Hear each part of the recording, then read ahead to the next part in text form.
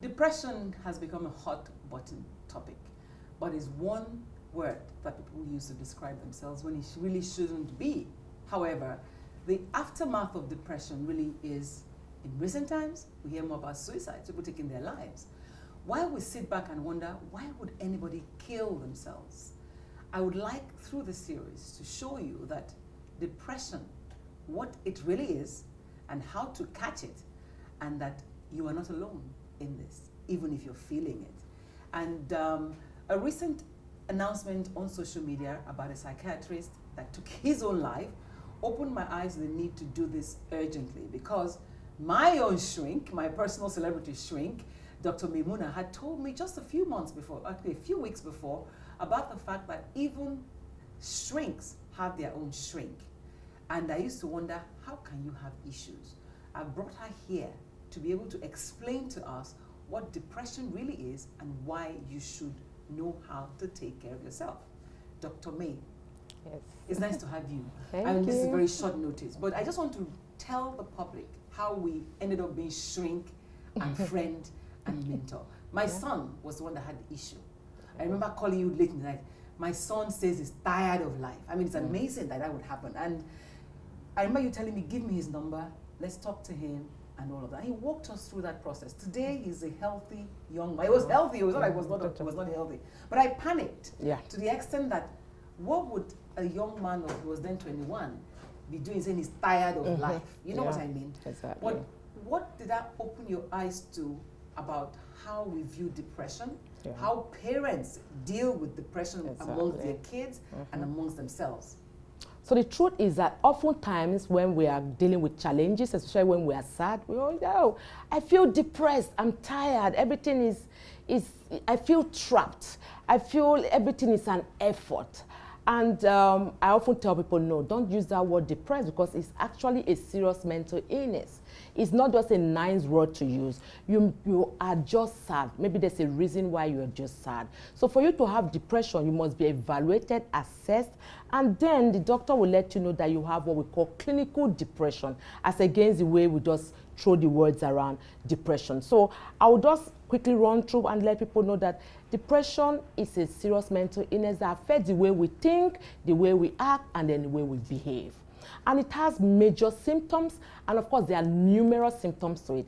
The three major symptoms we have when you say this person could be having depression is loss of interest in things ordinarily you love to do, or loss of interest in things that gives you pleasure. Then of course we have the low mood or sadness. So sadness in this regard is not a day or two, it's persistent sadness for a minimum of 2 weeks. Wow. Yes, so it's not a day or 2 or 3 days. There's something that's making you sad. But when the sadness is now ongoing for at least minimum of 2 weeks, then you could be saying, okay, you have a symptom of depression.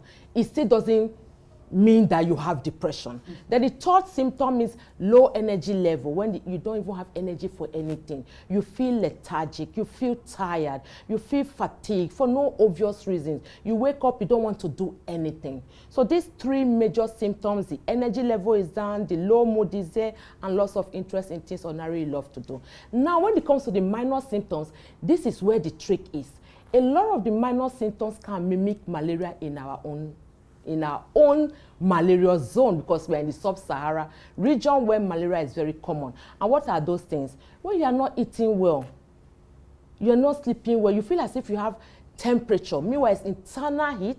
You are not running temperature. Even when they put a thermometer there, it's not going to show that your temperature has increased. But within you, is it like the menopausal internal? yes, those kind of just kind of just internal heat burning up, and you be wondering, and you touch yourself. People will touch you, say, no, you are not having temperature. Say, no, I do have temperature. So you are not eating well. So there's poor appetite or no appetite at all. You are not sleeping, or you haven't having excessive sleep. So it's a bit tricky.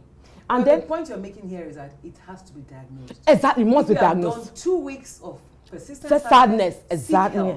But however, I raise the issue of parenting, because you are beginning to see many more young people who are susceptible to depression, clinical depression, and then they are killing themselves, and their parents don't catch them until it is too late. So I want you to speak to such parents. So parents, the thing is that we are all parents here. So I will speak as a therapist, as a psychiatrist, and as a parent. Because these children are our children, and because when they are going through issues, most times we are emotionally involved, we may not see those symptoms the way it should be. And then, because they are our children, you want to be in that denial or shock that, no, it can't be my child.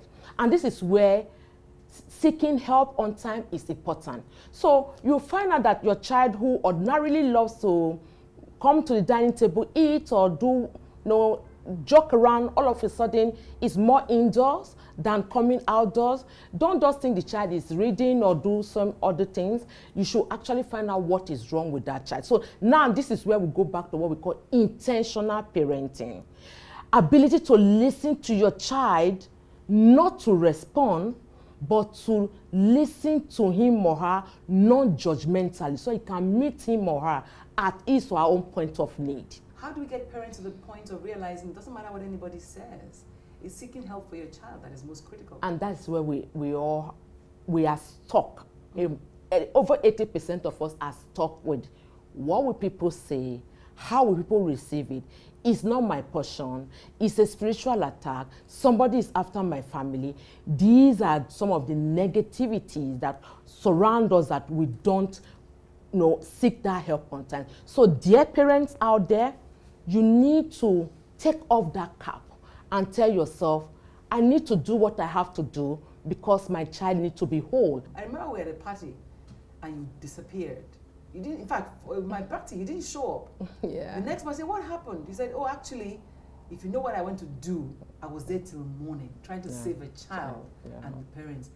And it happens all the time. How do you stay sane when you see the stories? I do my own therapy with colleagues. Yeah, there's no way I can be sane because the hunter becomes the hunted if you don't do this. You have to also know how to decluster and then talk to somebody who is a professional, who will see you as you and help you deal with those challenges. But I wonder, you heard the story about Jared? Yes. The fellow who, and I sent it to you and I said, this is what you said. This guy killed himself. And you sent me the last post. Yes. So he was already crying for help on that post because he said even loving Jesus doesn't take away the PTSD, even loving Jesus doesn't take away post-traumatic stress disorder, loving Jesus does not take away the anxiety, loving Jesus does not take away the depression, but in all that Jesus is a companion. So that was a cry for help, but people wouldn't read it. And that was the morning he took his life. So yes, we all still go through challenges, but it's now for us to accept the fact that when you are in that hole, you should be able to reach out and seek for help. Because oftentimes people ask, why would somebody want to even take his life? Why would make somebody even go through depression? So I'll quickly run down through the risk factors. So as parents, now we always believe that, oh, things are fine. But a child coming from a home where there's domestic violence, he or she is at risk. A child coming from a home where there's divorce, he or she is at risk. A child coming from a home where there's one or both parents that died, he or she is at risk. A child who has been sexually abused, he or she is at risk. And of course, we'll talk about family history. But let me also tell you, my own case, all these factors were in there. Was a child who was dissatisfied with what he was doing. Going through, He really didn't want to be abroad. We found out that his vitamin C levels were even too, vitamin D too low. And he didn't want to study because he was studying. But we didn't see it. And then you were like, no, you can do it. Yes. Just finish up, then you can do something. And he's telling you, no, I do not want to. So sometimes we're being forceful and telling the children to do what we want them to do. Don't criticize.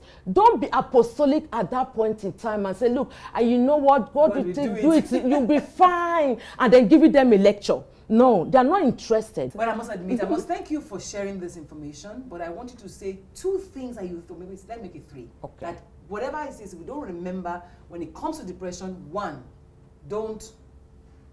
Three things that we must do. Okay, good. So when it comes to depression, and especially when it's clinical depression, please, as much as possible, don't trivialize people's symptoms. Don't. Secondly, please, please, please speak up and speak out. is very important. Thirdly, seek for help. Talk to the right people at the right time, the right places, and of course, for every person out there, the time is now. Thank you so much. You're welcome. And if you don't forget, the time is now.